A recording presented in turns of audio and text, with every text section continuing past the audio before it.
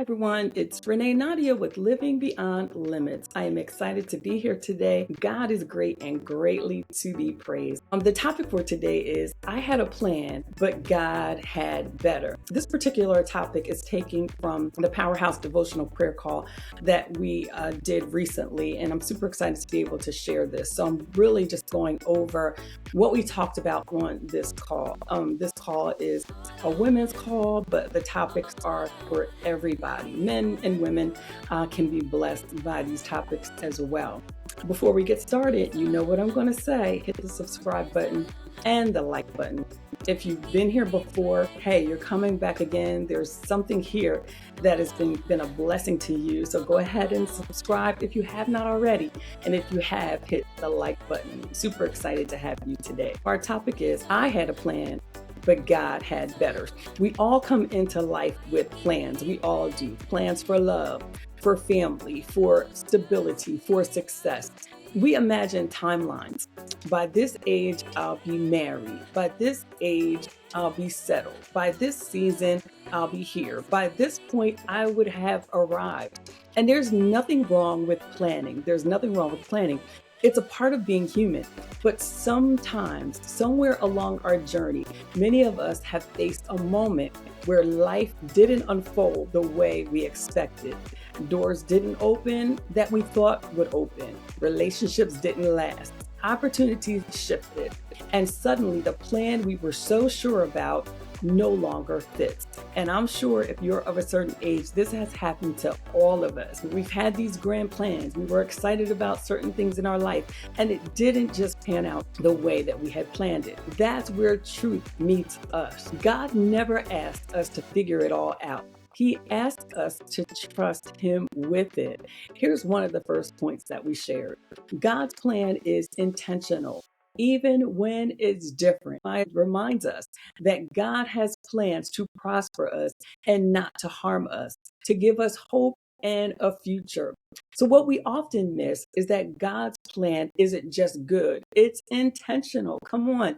When you read the Word of God, whatever people did, whatever people were assigned to do, whatever their journey was, it was always intentional. Everybody he talked about, there was an intention behind what he asked them to do and the part that they played in what we read all the time in the Word of God. Guess what? It's no different with us. We weren't made for no reason. We weren't created just to sit here like a bump on the log. That is the lie from the pits of hell. God has intentions for our lives. So it's not random. It's not reactionary. Is designed with purpose, timing, and divine alignment. We create plans based on what we see or what we can see, and God creates plans based on what He knows. Let me say that again. We create plans based on what we can see, but God creates plans based on what He knows. When our plans fall apart, it doesn't mean that God's plans have failed. It means it's unfolding. And some of us need to stop, sit still, and hear the voice of God and see the plan that He has for your life unfold. So here's a reflection for that point. What area of your life have you been holding on to your version of how it should go? Can you begin to trust that God's version may look different, but it's better? The second point, you were created for His glory, not just for your goals. You were created for His glory, not just for your goals. 1 Corinthians 6:19 through 20 reminds us that we are not our own. We were bought with a price. Revelation 4:11 tells us we were created for His pleasure and His purpose. Come on, this is something we need to be reminded of, because if not, we'll think that we're here for ourselves. We're here for this. We're here for that. No, we were created for His pleasure and purpose alone. That shifts everything if we truly believe that, and that is the truth. Because if our lives are meant to glorify God, then our plans must be surrendered to Him. Otherwise, we risk building a life that looks good, is not aligned. It's not that your desires are wrong, it's that they must be submitted. Here's a reflection for that point. Are your current plans centered on what you want or on what brings God glory through your life? Here's a third point. It's never too late to begin. So some may feel, if you're listening, you might feel like this: I've already made so many decisions without God. I'm too far in. This thing has already went this way, that way, and the other way. But God doesn't operate in expiration dates. In the refrigerator, I thought about this. We have milk, we have all kind of things that go bad, and you got to throw it in the trash right after a while because it has expired. Well, it's different with God's people. It's different with you. It's different with me. God does not operate in expiration date. Isaiah 43:19 says he's doing a new thing, making a way in the wilderness and rivers in the desert. You may say, Renee, I feel like it's dark. I feel like I'm in a desert. I feel like I'm in the wilderness. God will make a way for you. Even if your past plans led you somewhere unexpected, God can still redirect. God can still restore, and he can still renew. Nothing is wasted in God's hands. Here's a reflection for that point. What would it look like for you to switch gears today? What would it look like for you to switch gears today? I know that that's something that may be hard to even think about, hard to swallow. What is the one step you can take to invite God into your decisions moving forward? And that's where it hits it right there.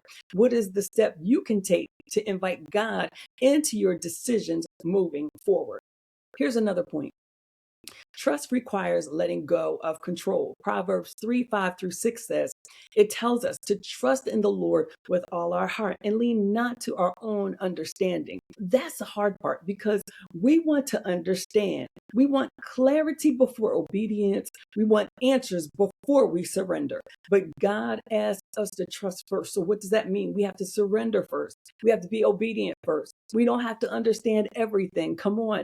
Trust means saying, even if I don't see it, I believe where you're leading me is good, and I'm trusting in you, God. Here's a reflection for this point.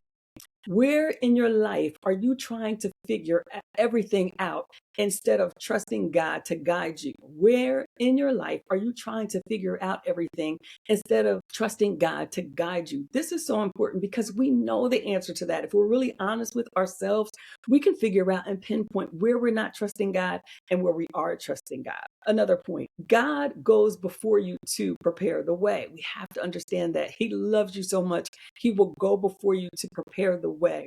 Isaiah 45:2-3 says, it shows us that God goes before us, breaking barriers and making crooked paths straight. When you decide to lay down everything and surrender everything at the feet of Jesus, if there's any barriers, He's going to break them. If there's any crooked paths that have been formed, He's going to make those paths straight. Isaiah 44 reminds us he levels valleys and mountains. Yes, he will do that for you because a lot of things that we have already planned and we already created and things have already failed, and we're faced with things that appear to be walls because of something maybe we created. Isaiah 44 reminds us he levels valleys and mountains. What valley are you in today? What mountain do you feel like you're faced today? God can deal with that too. And if we allow Him to deal with it the way He wants to, He will create something amazing out of what you might think is a total disaster and a total mess. Let Him do it. And don't start trying to figure it out, and don't try to figure out where it's going. Let it go where He wants it to go and have the peace of God that passes all understanding.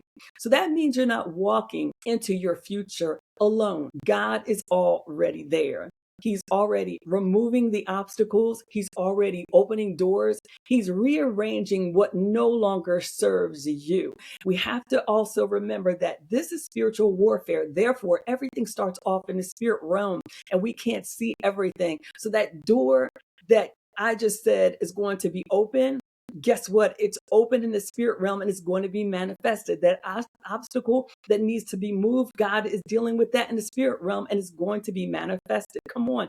Anything that needs to be rearranged, God is rearranging it in the spiritual realm, and you're going to see the manifestation of that. The thing that we have to do is be still, stand still, and know that He is God. Even when it feels uncertain, it is prepared. Here's a reflection. What fear about your future do you need to release, knowing God has already gone ahead of you? Here are some closing thoughts for this. I had a plan, but God had better. That's not a statement of loss. It's a declaration of trust. Because when we surrender our plans to God, we trade pressure for peace. We trade control for clarity. We trade fear for faith.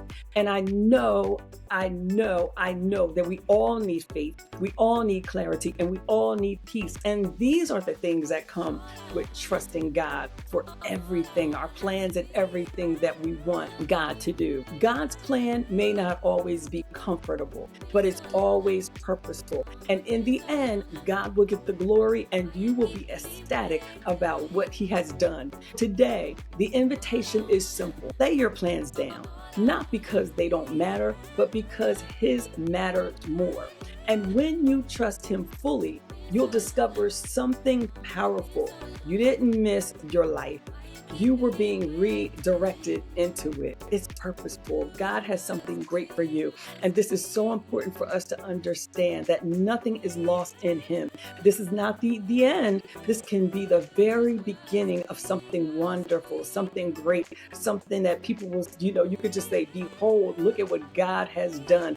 And this is the God we serve. He's able to do exceeding abundantly above all that we could ask or think. But we have to position ourselves for Him to bless us by giving it all to Him. It doesn't matter what you started. It doesn't matter how things turned out, that you didn't think they should turn out one way and they turned out another way. At this point, if you woke up this morning, there's another opportunity for God to begin to move in your life. It doesn't matter how old you are. It doesn't matter how young you are. It is an opportunity today for something new and great to happen in your life. That's all I have to share today. I truly know that blessed you. Don't forget to subscribe if you have not already and hit the like button. And until next time, be blessed.